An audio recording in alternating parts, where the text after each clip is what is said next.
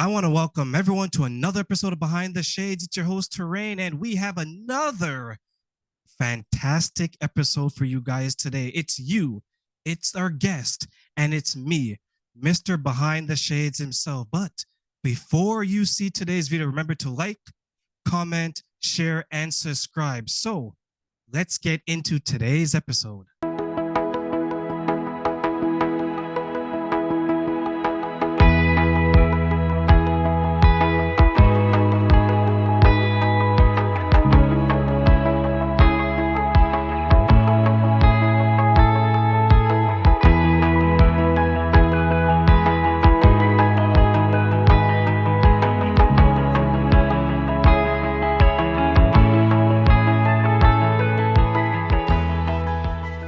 In the voice inside your head, and that voice will start to get quieter in terms of the meanness, and it will get louder in terms of how supportive and encouraging it is, so that you can coach yourself versus being constantly beaten down by the negativity that is most of our inner voices.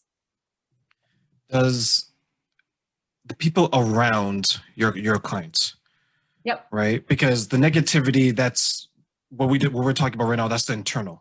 Yep. Right? Saying that, you know what, let's name this voice, whatever name, Bertha, whatever the name you want to use. Yep. And you're saying, don't talk to me this way because I am good. Yes. I have done some changes. I am making progress. Totally.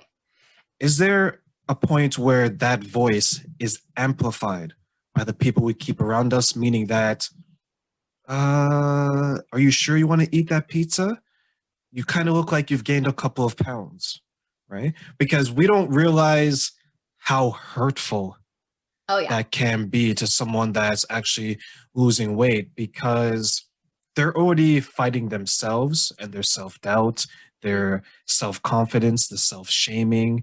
They may feel that there's a lack of discipline. And now the people that are relatively, or in a lot of cases, really close to them, they're making comments that are impacting them in a way that voice is. Do you see people's insecurities being amplified by the people around them when it comes to dieting and food?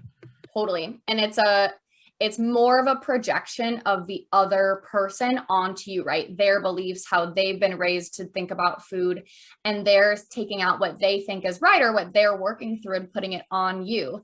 And that can make you question what you're doing. So for example, let's say last night I had pizza and I feel good about it. I ate it, I stopped and I was comfortably full, or maybe I had an extra piece, whatever it is. And I feel good about it. And then today I'm getting brunch with my friend and she's like, oh my God, I had pizza last night. Like I need to work out extra hard today. And then you're like, well, now should I work out extra hard today? Because I had pizza too, but I actually felt good about it.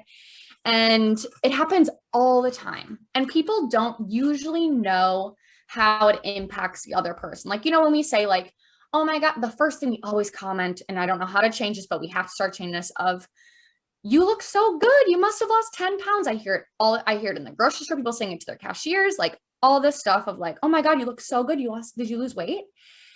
And we put that on as like the first thing that you see, but it's like you have no idea what that person is going through. Like that person might be training for a marathon and so they've lost weight, and so you say, oh my God, you look so good, and like, well, then I have to run 13 miles a day in order to look this way so that I look good. Like you have no idea how you're impacting that person by saying you look good or you lost weight.